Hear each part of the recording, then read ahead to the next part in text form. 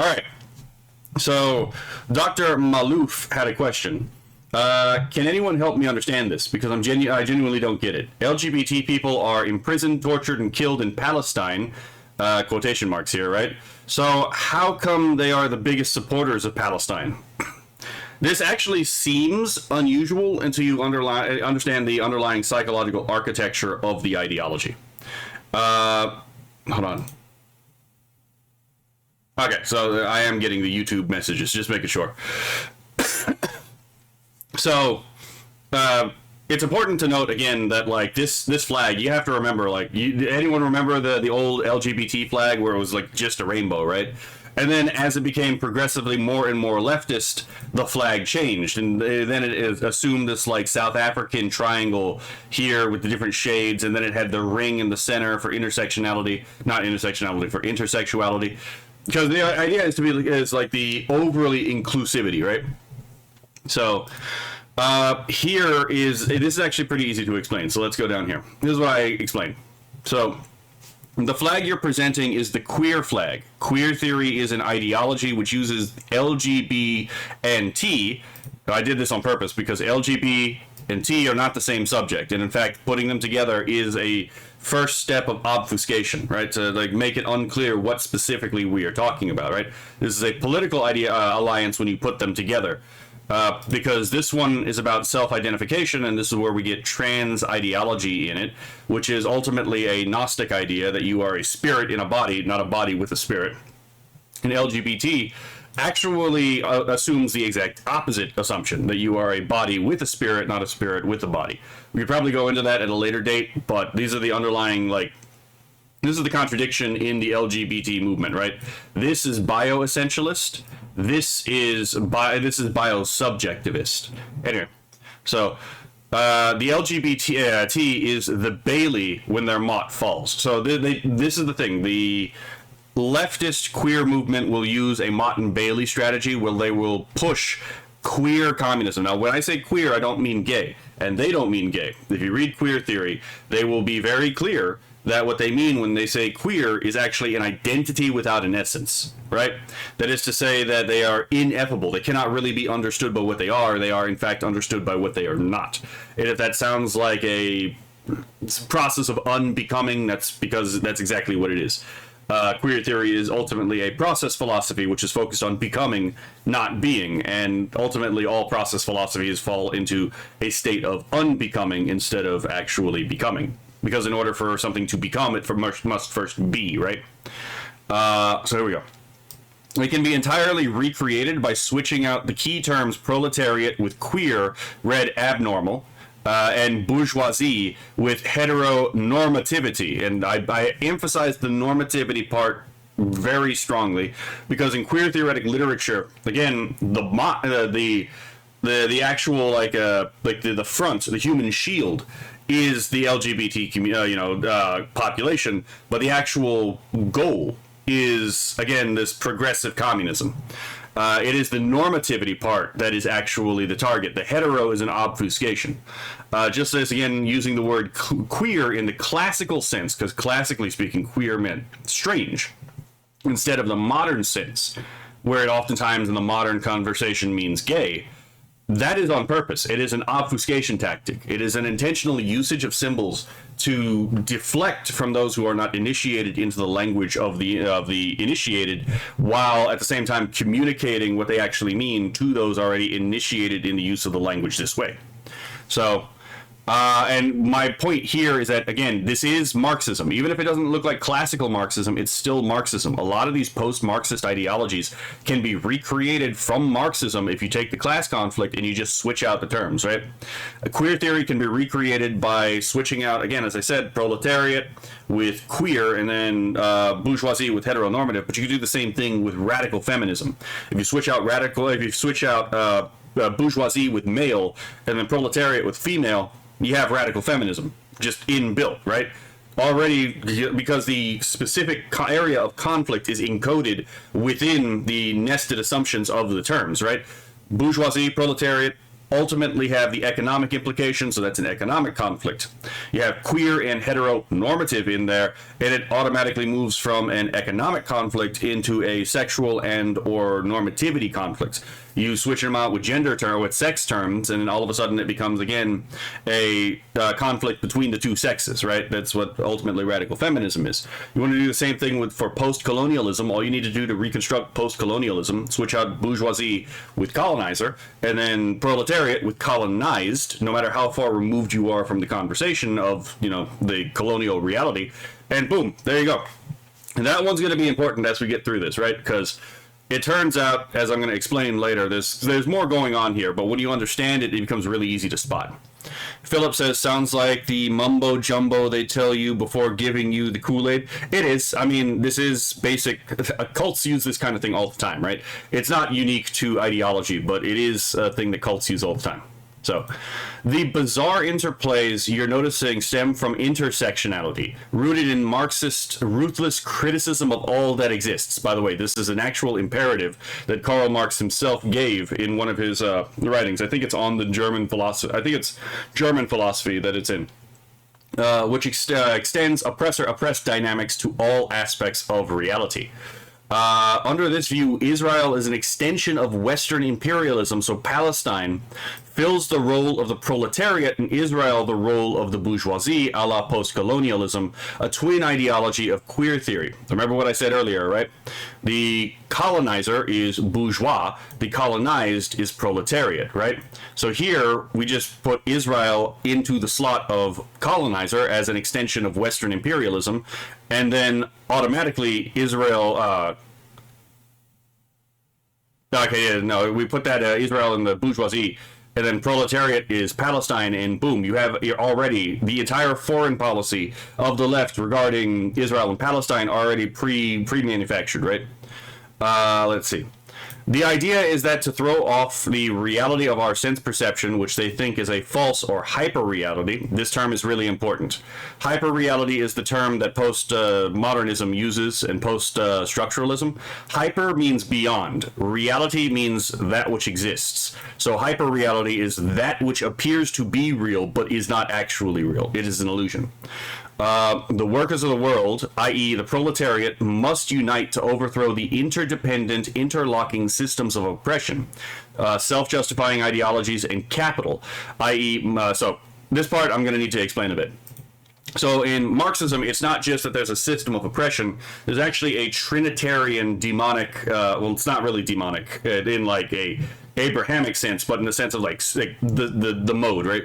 This Trinitarian like mode of domination, where you have the system of oppression, the capital that the capital it's intertwined with, and then the system of the ideology justifying it, right? Every single one of these post-Marxian theories has this. Like in Marxism, like the ideology justifying it is capitalism, right? They also call capitalism the system of oppression, so there's that little pain in the ass there that sometimes use the same word to refer to two different things. And then you have money is obviously capital. Well, interestingly enough, On the Jewish Question, probably Karl Marx's most anti-Semitic thing he ever wrote, Karl Marx was very clear that he believes the God of the Jew is money, and that the religion of the Jew is huckstering.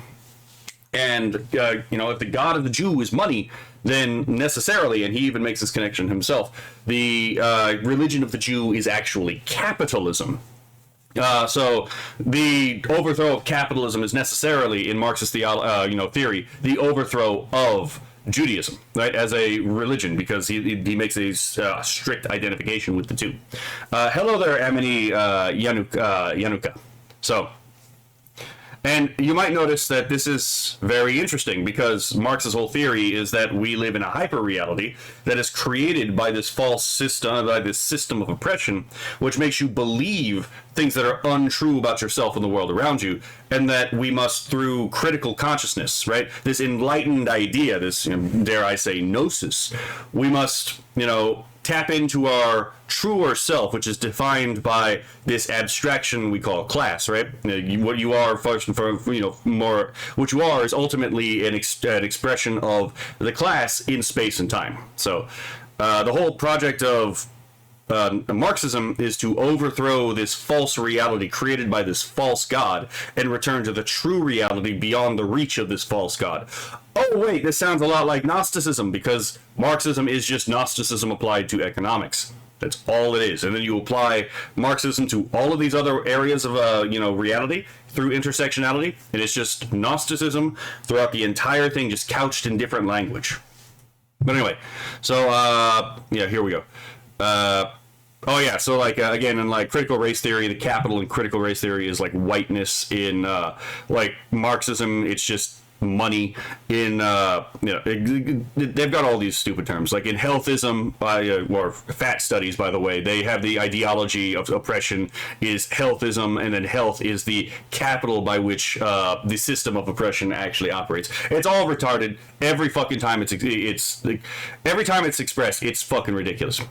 So Amity Yanuka asks, so Marx hated the Jews? Not on racial lines, but he hated them on religious and cultural lines, yes. He did not like Jews. He has a whole book on his disdain of Jews, literally titled On the Jewish Question. Let's see. I.e. money and the... Okay, I already said this. And the reason that has to be destroyed is because it sustains the hyperreality. So, since these are interdependently generating, so long as one of these endures, the hyperreality regenerates itself. So they literally think Marxism, queer theory, post-colonialism, feminism, CRT, etc. are a package deal. You can't destroy capitalism without simultaneously destroying colonialism, imperialism, normativity, whiteness, trademarked, as with let's see. Yeah, so...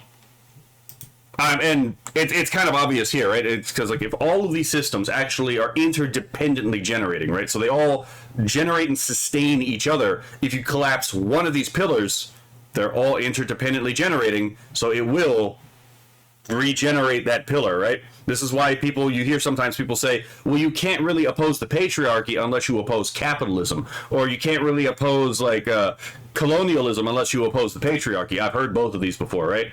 And it's because...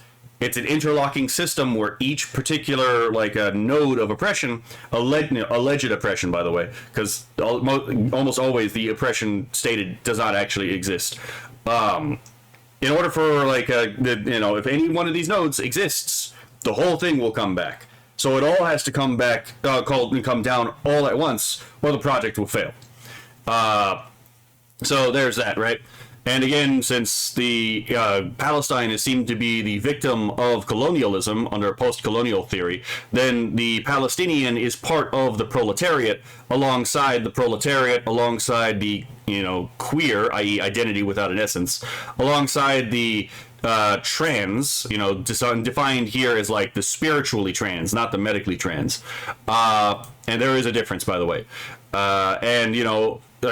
Siding with the female according to radical feminist ideology, right? It's all packaged in that proletariat workers of the world unite idea.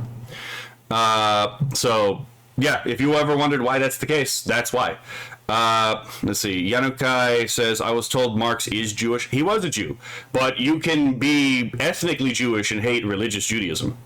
Like, that there is a difference between, like, religious Judaism and, like, ethnic Jewry. Like, just because you're an ethnic Jew doesn't mean you're religiously a Jew. I've actually had as a guest on my channel before a ethnic Jew who is religiously Catholic. So again, Trent Horn is ethnically Jewish. He's part of the Jewry, but he's religiously Catholic as well. So the two are not necessarily interlinked as closely as people think. He associated the Jews with capitalist monetary system. That is true. He did. And funny enough, because Marx this also explains the Nazi hate of Jewry, by the way, because Rudolf Jung, who's the guy who actually founded National Socialism, was himself like Giovanni Gentile, who was the founder of fascism, the actual founder of fascism. They were both in their youth, they were international Marxists, and then they became disillusioned with the international part of Marxism, so they wanted to create their own national form of socialism. And in the case of Italy, and with Giovanni Gentile, it became Italian fascism. In the case of like Germany, it intermingled with a lot of pagan nonsense, and then became Nazism, right? National Socialism. In fact, actually, the guy is not exactly all that subtle about it. Fucking Rudolf Jung, in his work, in his seminal work, National Socialism, he actually outlines a lot of what they believe and why they believe it. And it's actually much easier to read than Mein Kampf, by the way. But Rudolf Jung is very clear that the German people will, in his vision, have to cast off the God of the Jew, Yahweh, as a desert foreign god of desolation, in order to return to the German god of the Allfather, Odin. And if you know anything about the history of Odinism and the National Socialist movement, it was very clearly an Odinist cult. It was very clear. This is also why positive Christianity was the only form of Christianity that the Nazis supported, right? Was because you took out the Jewish influence of the Old Testament and only kept the New Testament influence, and then they just coped and seethed that all of the authors of the New Testament were actually secretly Aryans, right? But you can actually recreate most of Nazism just by doing the same trick I did earlier to recreate queer theory, radical feminism, and post-colonialism. If you switch out the proletariat and bourgeois with German concepts of race, that you can just recreate Nazism right there. You switch out proletarian with Jew, you switch out bourgeoisie with proletarian with Aryan, my bad. Proletariat with Aryan, defined by Ariosophy, not defined linguistically. And then you switch out bourgeois with Jew, again defined under the Ariosoph concept, and boom, you have most of Nazism right there. You just got to sprinkle in a little bit of paganism to explain things like world ice theory and all that stuff. But yeah, so as with all speculative metaphysics a la Marxism and all its daughter religions, the speculative ideal comes before reality. Again, Marxism doesn't really care about what the actual reality of the situation is. It just cares that it has a beautiful idea about how the world actually functions, right? And how it should function. And as a consequence, right? It doesn't matter how many people have to die to get to this particular idea, then it's still worth it, because their idea takes precedence over what reality actually is. You'll see. Nota bene, which is basically just a Latin phrase meaning, pay attention to this, right? This means that the Twelver and Marxist have a similar view of the U.S.-Israeli relations, where Israel is the little Satan and the United States is the big Satan. I actually had this realization explaining this to the guy, believe it or not. Like, if you had asked me about this, I probably would have figured it out on the spot, but I didn't really think about this. But yes, it did hit me writing this screed that it turns out the Marxist and the Twelver, so like the Iranian ideology and Khomeinism, right, actually have an identical view, fundamentally speaking, when you strip away the bullshit of U.S.-Israeli relationships, right? It just is like, oh my god, that's just so funny. I thought that was really funny when that hit me. But yeah, so if you ever wondered why you have so many people in the LGBT movement, and by the way, notice that they're all leftists in the LGBT movement who have this view, right? You don't find anyone who's a right-winger or even a centrist usually on the LGBT side who doesn't seem to understand that Palestine, in Muslim nations, the Ummah kills gays and lesbians, right? Or in the case of Iran, forces gays and lesbians to undergo sex change operations or be murdered if they don't do it, right? So, yeah, if you ever wonder why that's the case, that's why. There's an actual psychological and ideological architecture that explains this particular, reasoning. And when you start to get a handle on how these people think, a lot of this stuff that seems really strange from an outside perspective just begins to make intuitive sense once you learn the way that these people think. It doesn't justify it. None of these ideas are justified, right? These are all really stupid ideas. But you can actually learn how your enemies think and then use it to your advantage. Let's see. Yanukai says, I know I'm ethnically Jewish and I'm a Christian too. Ah, yes. Again, so I'm speaking to the wind at this point, right? Happens more often than I would like to think, right? But yes, to your whole question about Marxism and anti-Semitism, Marx was a raging anti-Semite as well. I would suggest, again, if you get the opportunity to read On the Jewish Question by Karl Marx, you'll learn he's not exactly a friend of the Jewish people, right?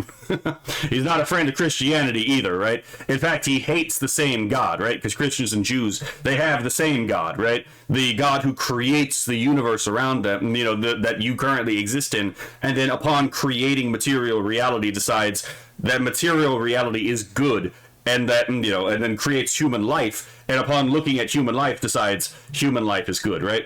As opposed to the God of Gnosticism, who is the God who, instead of creating the world, looks at the world, finds it odious and hateful, and only judges good that which leaves the material, sensible, empirical world.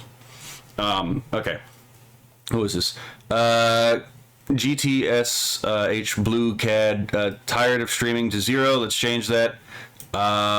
Maybe later. Okay, so that's just that's all I wanted to do here. A relatively short video for this beginning section to explain this. And I'll see y'all in the next video.